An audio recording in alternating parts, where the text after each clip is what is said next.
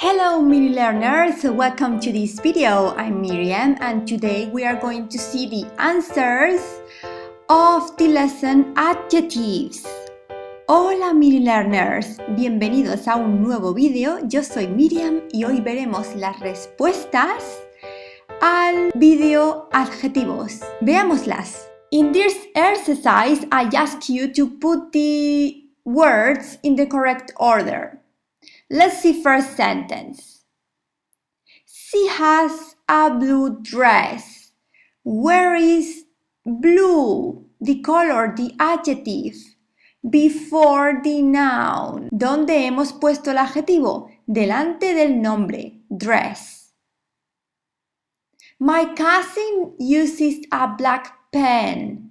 Where is the adjective before the noun? ¿Dónde hemos puesto el adjetivo? Delante del nombre. Pen. My mother likes red roses. Red is the adjective and goes before the noun. Red lo pondremos delante del nombre. He has a red car. Again, red is the adjective before the noun. My computer is purple. Here we have the verb to be and then the adjective. Remember, when we are describing something, the adjective goes after the verb to be. Cuando describimos algo, el adjetivo irá después del verbo to be. His shirt is small. Where is the adjective? Small after the verb to be. De nuevo, small, el adjetivo lo pondremos delante del verbo to be. I like blue glasses. The adjective blue goes before glasses, the noun.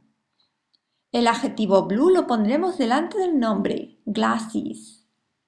The butterflies are gray and blue. Where are the adjectives after the verb to be? ¿Dónde hemos puesto los adjetivos después del verbo to be? Are gray and blue. Please click on the like, por favor dale a me gusta, suscríbete, subscribe, para saber cuándo subo mis próximos vídeos, for you to know when I upload my next videos, and see you in the next video. Nos vemos en el próximo video. Thank you, bye bye.